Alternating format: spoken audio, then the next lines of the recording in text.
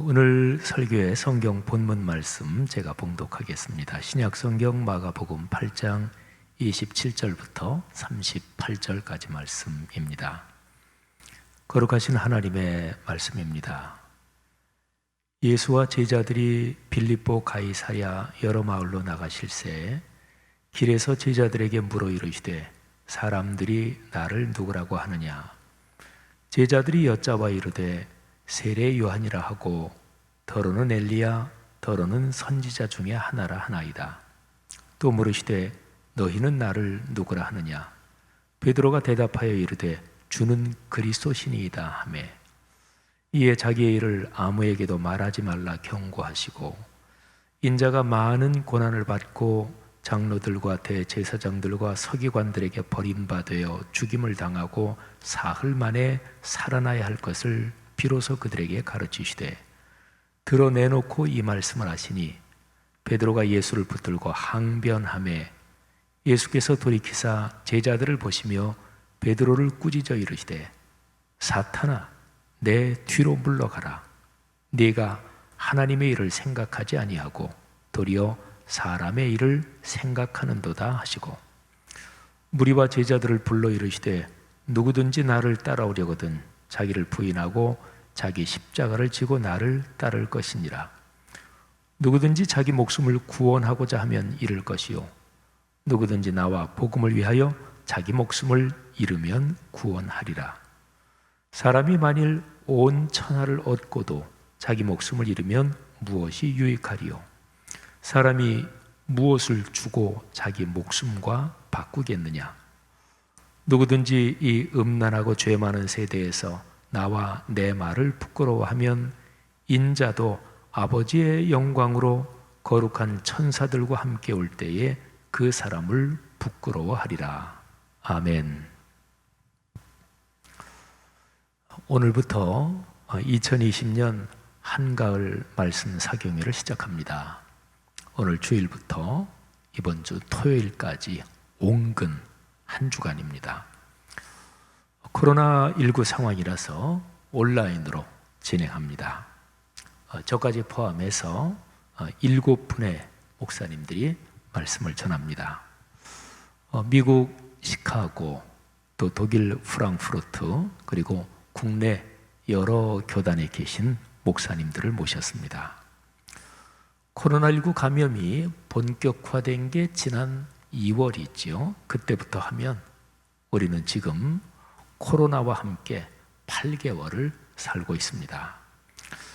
코로나 우울증을 앓고 계시는 분들이 적지 않습니다. 그러나 큰 용기를 가지고 그리고 마음을 지혜롭게 다스려야 합니다. 내년 말 정도는 돼야 전 세계적으로 코로나 상황이 마무리된다고들 보고 있으니까 아직 1년 정도는 지금처럼 이렇게 살아야 합니다. 용기를 가져야죠. 더 지혜로 마음을 잘 관리해야지요. 똑같은 상황인데도 어떤 사람은 아주 힘겨워하고 또 쩔쩔매고 그런데 또 어떤 사람은 별것 아닌 것처럼 지내기도 합니다.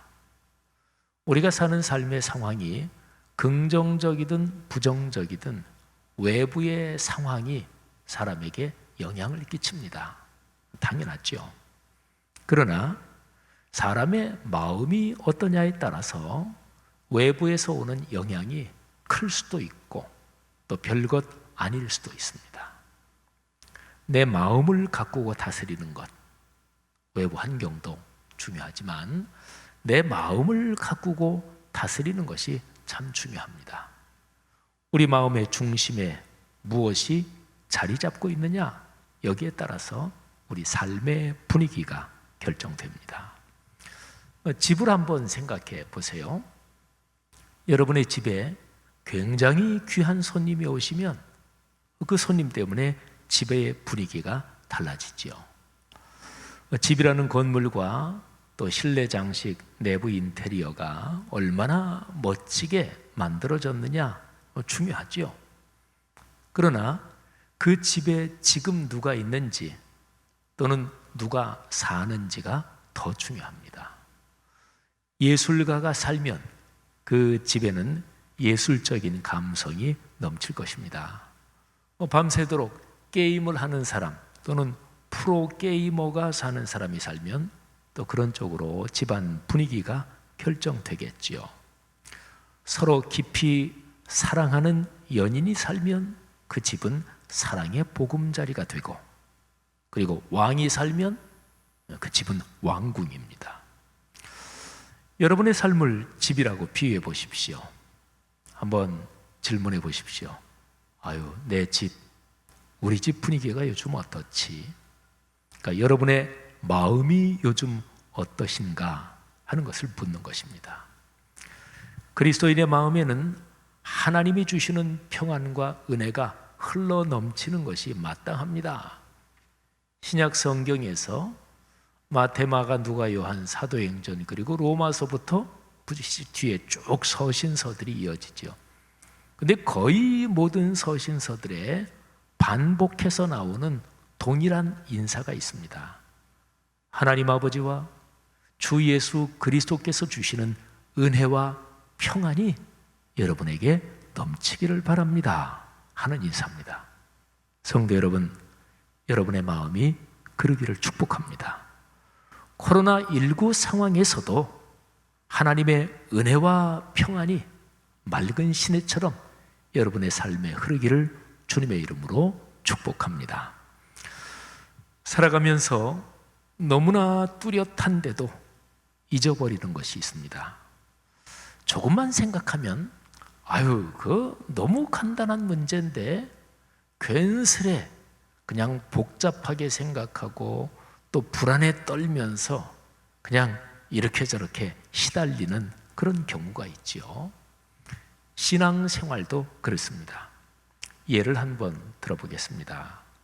어떤 그리스도인이 다른 사람에 대한 미움을 장기적으로 또는 의식적으로 미움을 품고 그러면서 자신이 하나님의 뜻을 따른다 이렇게 생각하는 경우, 그건 아니죠, 그죠?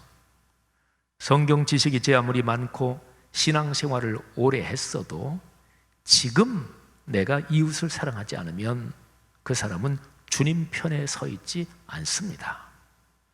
남에 대한 증오를 갖고 인간관계에서 갈등을 일으키는 사람은 제 아무리 논리가 신앙적으로 명확하고 그 사람이 하는 표현들이 성경 구절로 줄줄 이어진다고 해도 이미 그 사람은 하나님과 반대편에 서 있습니다. 간단하잖아요, 그죠? 너무도 간단하고 뚜렷한 것을 우리는 생각하고 또 그거를 중심으로 우리의 삶의 여정을 걸어가야 합니다. 자, 제가 지금 방금 말씀드린 그런 거하고 연관해서 예수님께서 주신 가르침을 한번 생각해 보십시오. 예수님께서 구약의 모든 계명을 단 하나로 요약하면서 새 계명을 너희에게 준다 이렇게 표현하셨습니다. 서로 사랑하라 이것입니다. 요한복음 13장 34절 35절 말씀을 들어보십시오. 새 계명을 너희에게 주노니 서로 사랑하라. 내가 너희를 사랑한 것 같이 너희도 서로 사랑하라. 너희가 서로 사랑하면 이로써 모든 사람들이 너희가 내 제자인 줄 알리라. 아멘. 서로 사랑하지 않으면 그리스도의 제자가 아닙니다. 오늘날의 우리 사회에 공격적인 그리스도인이 많습니다. 안타까운 일이고 또 부끄러운 일입니다. 우리는 자신을 늘 성찰해야 합니다. 빌립보서 2장 5절은 너희 안에 그리스도의 마음을 품으라 하고 말씀했습니다. 그리스도의 마음을 품은 사람은 결코 남을 적대시하거나 공격하지 않습니다. 그리스도인은 갈등을 일으키는 사람이 아니라 평화를 만들어가는 사람이죠. 트러블 메이커가 아니고 피스 메이커가 당연히 그리스도인이 돼야 하는 거죠. 그리스도인 여러분, 우리 각 사람이 우리 속에 그리스도의 마음이 있는지 성찰했으면 좋겠습니다. 성령님께서 우리 마음과 생각을 밝혀주시고 그리스도의 마음이 우리의 삶의 여정에서 작동될 수 있도록 축복해 주시기를 간절히 바랍니다. 그리스도인이 사랑하며 살아야 한다 할 때 그 사랑은 자기 생각에서 나온 사랑이 아닙니다. 예수 그리스도께서 우리를 사랑하시고 세상을 사랑하신 것처럼 그 그리스도의 사랑으로 사랑하라는 말입니다. 조금 전에 말씀드린 요한복음 13장 33절 34절에서도 그렇게 말씀했죠. 자, 그런 말씀을 한 구절 더 읽어드리겠습니다. 에베소서 4장 31절 32절 말씀을 한번 들어보십시오. 너희는 모든 악독과 노함과 분냄과 떠드는 것과 비방하는 것을 모든 악의와 함께 버리고, 자, 버릴 항목들이 주기어졌지요. 버릴 항목들 너무 당연하고 너무 간단하잖아요. 모든 악독, 노함, 분냄, 떠드는 것, 비방하는 것, 그리고 모든 악의 가지고 있어야 좋을 거 하나도 없죠. 버려야 행복합니다. 그 다음에 우리가 가슴에 품고 살아내야 하는 그런 덕목들이 이어집니다. 서로 친절하게 하며 불쌍히 여기며 서로 용서하기를 하나님이 그리스도 안에서 너희를 용서하심과 같이 하라. 아멘. 내 기준에서 용서하고 내 기준에서 친절하게 하고 그러라는 얘기가 아니죠. 하나님 아버지께서 예수 그리스도의 사역과 그분의 십자가 안에서 우리를 용서하시고 우리를 그렇게 품에 안으신 것처럼 그렇게 하라는 말씀입니다. 하나님께서 그리스도 안에서 우리에게 베푸신 사랑, 바로 그 용서, 그 위대한 사랑, 그러면 그 사랑은 그 근원적인 자리가 어디일까요? 하나님의 그 사랑이 솟아나오는 시원, 그 샘은 어디일까요? 십자가입니다. 기독교 역사에서 십자가에 대한 묵상 또는 십자가를 바라보는 시선이 이게 다른 데로 틀어질 때, 그때마다 교회는 늘 병들고 그리고 타락했습니다. 종교개혁자 마르틴 루터는 중세에 타락한 교회에 하나님의 말씀을 전하면서 그러면서 저 유명한 95개 조항의 논제를 내걸었는데 그 논제의 마지막 부분에서 십자가의 신앙을 강조했습니다. 십자가를 바라보라는 거지요. 그리스도인은 거짓된 평화의 안전이 아니고 수많은 시련의 십자가를 통해서 하늘나라에 들어간다고 했습니다. 자, 오늘 설교 본문입니다. 마가복음 8장 27절부터 38절. 성경 전체에서 십자가에 관한 메시지 관련된 성경 구절 중에서 가장 중요한 구절을 두세 개 꼽으란다면 이 마가복음의 말씀은 반드시 들어가야 합니다. 제가 생각하기에는 성경 전체에서 십자가와 관련된 핵심 메시지를 가장 정확하게 전하는 제일 중요한 본문 하나를 꼽으란다면 저는 바로 이 본문을 꼽겠습니다. 자, 이 본문은 16개 장으로 된 마가복음 전체에서 심장과 같은 부분입니다. 예수님께서 가이사랴 빌립보라는 그 지역에서 제자들에게 질문을 던지십니다. 3년에 걸친 예수님의 공적 사역이 끝나갈 무렵입니다. 이제부터 예수님은 남쪽의 예루살렘을 향하여 일직선으로 행진하실 참입니다. 이스라엘은 남북으로 길쭉하지요. 그런데 이스라엘의 북쪽 맨 끝에서 더 북쪽으로 벗어난 곳에 가이사랴 빌립보가 있어요. 근데 거기에서부터 저 남쪽 유대 지방의 예루살렘까지 예수님께서 당신의 길을, 마지막 행진을 하시려고 하는 거예요. 최종 목적지를 아주 정확하게 콕 찍어서 말한다면 사실은 예루살렘이 아니라 골고다입니다. 십자가에 못 박히는 장소 말이지요. 이런 상황에서 예수님께서 질문을 던지십니다. 나를 누구라고 생각하느냐? 이와 연관해서 예수님께서 제자들에게 두 번 질문을 던지시는데 첫 번째 질문, 그러니까 사람들이 나를 누구라고 얘기하느냐? 이 첫 번째 질문은 그냥 예비적인 질문이었습니다. 예수님이 목적하신 것, 결정적인 것은 두 번째 질문입니다. 제자들에게 너희는 다른 사람 얘기 전하지 말고 너희는 그러면 나를 누구라고 하느냐? 이 질문입니다. 제자 중에서 베드로가 아주 정확하게 답합니다. 29절입니다.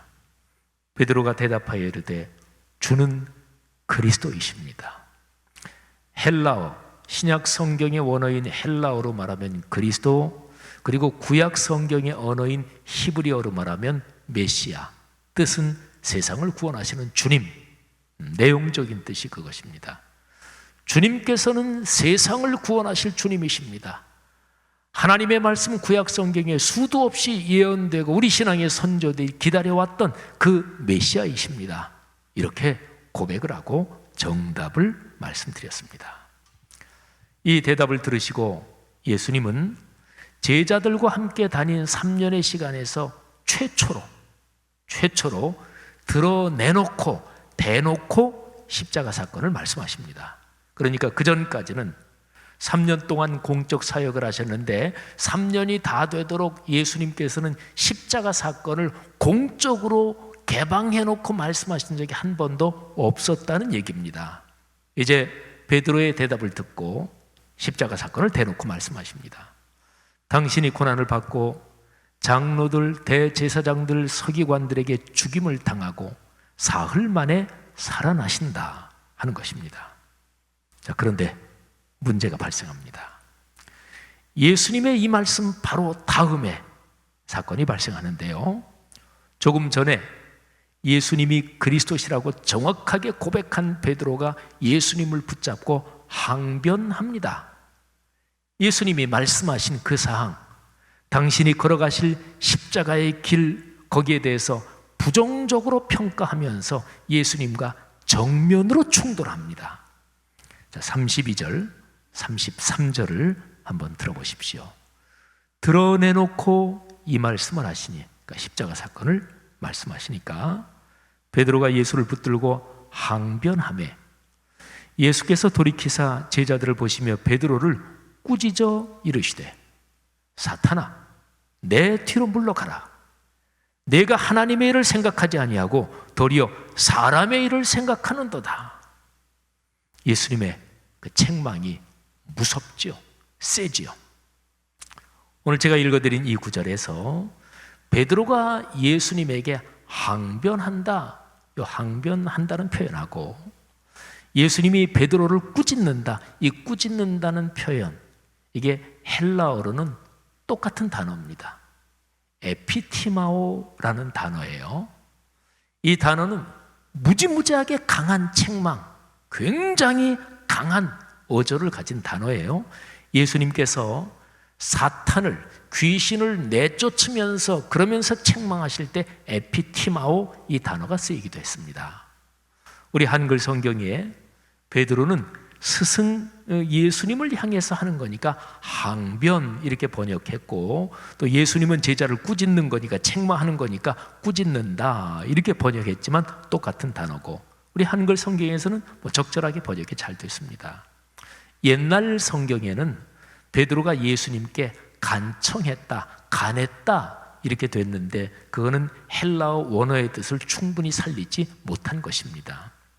독일어나 영어 성경을 보면 이 두 단어를 똑같은 단어로 번역한 성경들이 많이 있습니다. 자, 그런 상황이 짐작하시죠. 베드로가 정면으로 대들고 정면으로 충돌한 거예요. 베드로뿐 아니라 다른 제자들 모두는 예수님께서 영광의 권좌에 오르실 것으로 생각했고요.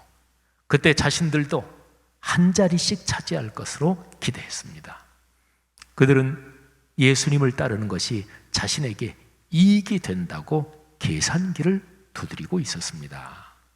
자, 사정이 이러니 3년의 막판에 예수님의 입에서 나온 그 얘기가 그들에게는 충격이었겠죠. 시장말로 하면 지금까지 투자한 것이 헛수고가 될 판입니다. 하나님의 아들이신 예수 그리스도, 그분이 걸어가신 길은 십자가의 길이었고 십자가를 통과해서 부활에 이르는 길이었습니다. 십자가에서 대속의 죽음을 당하시고 부활하심으로써 인류를 구원하는 길이었습니다. 여러분, 기독교 신앙의 핵심이 바로 여기 있습니다. 십자가를 통한 부활의 신앙. 이 핵심 가치는 그리스도인 삶의 모든 영역에 다 적용되고 삶의 모든 상황에서 다 살아 움직여야 마땅합니다. 오늘 본문 34절 처음에 보면, 그러니까 베드로를 무섭게 책망하시고 난 다음에 그 다음에 이제 34절로 넘어가면 그 제일 처음에 무리와 제자들을 불러 이르시되, 이런 표현이 있죠. 근데 예수님께서 가이사랴 빌립보, 이스라엘 제일 북쪽에서 더 밖으로 벗어난 그 지역을 다닐 때는 12제자와 아주 소수의 인원만 데리고 말하자면 퇴수회를 떠나신 거예요. 성경학자들이 공통적으로 하는 얘기가 그겁니다. 그렇다면 거기에 무리들, 많은 군중은 없었습니다. 그러면 이 34절에 무리라는 말이 나온 것은 어떻게 된 것일까요? 이 표현은 예수님께서 십자가 사건을 겪고 부활 승천 그리고 성령께서 강력하게 임하시면서 초기 교회가 본격적으로 작동하잖아요. 바로 후에 이어질 교회 공동체에 주시는 말씀이에요. 그래서 무리와 제자들을 불러 이르시되, 자, 무리와 제자들을 불러 이르신 말씀, 말하자면 후에 이어질 교회 공동체에 주신 말씀을 한번 들어보겠습니다. 그는 초대교회부터 교회 공동체에 주시는 말씀인데 바로 오늘 여기에 있는 우리에게 주시는 말씀이죠. 코로나19 시대를 걸어가고 있는 우리에게 주시는 하나님의 말씀입니다. 34절, 35절 말씀을 깊이 새겨 들어보시기를 바랍니다. 무리와 제자들을 불러 이르시되 누구든지 나를 따라오려거든 자기를 부인하고 자기 십자가를 지고 나를 따를 것이니라. 누구든지 자기 목숨을 구원하고자 하면 잃을 것이요 누구든지 나와 복음을 위하여 자기 목숨을 잃으면 구원하리라. 아멘. 사랑하는 성도 여러분, 그렇습니다. 우리가 믿는 기독교 신앙과 그에 따른 삶은 우리가 주님으로 고백하는 예수 그리스도를 따라가는 게 기독교 신앙이지요. 그분을 따라서 십자가의 길을 걷는 것이며 또 그 길을 통해서 부활의 영광에 참여하는 것입니다. 이 길을 가리켜서 영생의 길이라고 하는 거예요. 오늘 본문의 결론 부분인 36절부터 38절의 말씀이 여러분 모두에게 큰 힘과 복이 되기를 바랍니다. 특별히 코로나19 상황에서 많이들 위축되신 분들이 있겠고 또 아유 힘들다 이런 심정적으로 이미 좀 꺾이시고 지고 들어가시는 분도 계실지 모르겠지만 그런데 오늘 이 십자가에 대한 말씀을 들으면서 역설적으로 다시 한번 강력한 믿음을 가지시기를 주님의 이름으로 축복합니다. 제가 봉독합니다. 사람이 만일 온 천하를 얻고도 자기 목숨을 잃으면 무엇이 유익하리요? 사람이 무엇을 주고 자기 목숨과 바꾸겠느냐? 누구든지 이 음란하고 죄 많은 세대에서 나와 내 말을 부끄러워하면 인자도 아버지의 영광으로 거룩한 천사들과 함께 올 때에 그 사람을 부끄러워하리라. 아멘. 강한 말씀이죠. 목숨이 언급되잖아요. 그런데 우리가 살아가는 삶, 또 우리가 이 세상길을 마친 후에 영원한 천국까지 이르는 생명의 문제는 예수 그리스도의 십자가와 십자가에 이어지는 부활의 영광, 그 영원한 생명, 여기에 이어져야 이 세상에서도 승리한다는 메시지지요. 성도 여러분, 여러분에게 그런 능력과 또 그런 신앙의 깨달음이 강력하기를 주님의 이름으로 축복합니다. 2020년 한가을 말씀 사경회에 십자가를 바라보는 은혜가 있기를 바랍니다. 내일 월요일부터 토요일까지 매일 저녁 7시 30분에 선포되는 말씀을 통해서 하나님 아버지께서 여러분에게 십자가의 비밀을 깨닫는 복을 주실 것입니다.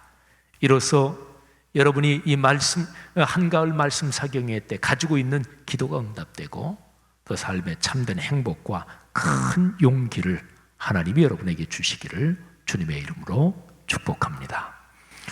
자, 우리가 들은 말씀을 한번 가슴에 끌어안고 찬송으로 주님 앞에 고백하는 시간을 갖겠습니다. 339장 내 주님 지신 십자가, 진짜로 좋은 찬송입니다. 내 주님 지신 십자가 우리는 안 질까? 네게나 있는 십자가 내게도 있도다. 내 몫에 태인 십자가 늘 지고 가리다. 여러분, 가정을 생각하면 가장은 가장이 져야 될 십자가가 있고요, 또 아내, 아이들의 어머니는 또 어머니로서 져야 될 십자가가 있죠. 가장은 가장의 십자가, 또 부인이요 어머니는 또 그 나름의 십자가를 다 질 때 그 가정이 행복하게 되는 거 아니겠어요?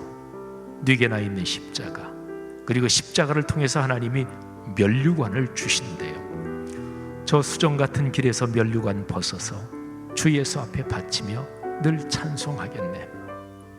저 천사 소리 높여서 늘 찬송할 때에 그 좋은 노래 곡조가 참 아름답도다. 그 면류관도 귀하고 부활도 귀하다. 저 천사 내려 보내사 날 영접하소서. 사랑하신 여러분, 이 찬송으로 다시 한번 주 앞에 주님 십자가의 길을 따라가겠습니다. 고백하겠습니다.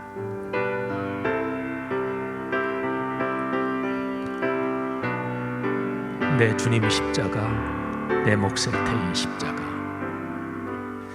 내 주님 지신 십자가 우리는 안 질까? 네게나 있는 십자가 내게도 있도다.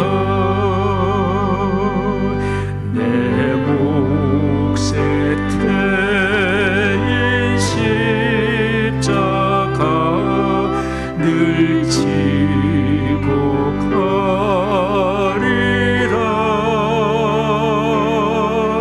그 면류관을 쓰려고 저 천국 가겠네. 저 수정 같은 길에서 면류관 벗어서 주 예수 앞에 바치며 늘 찬송하겠네.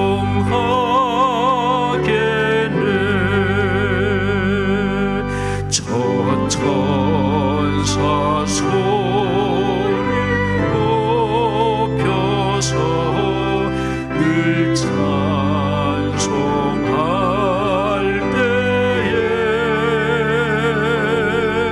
그 좋은 노래 곡조가 참 아름답도다. 그 유명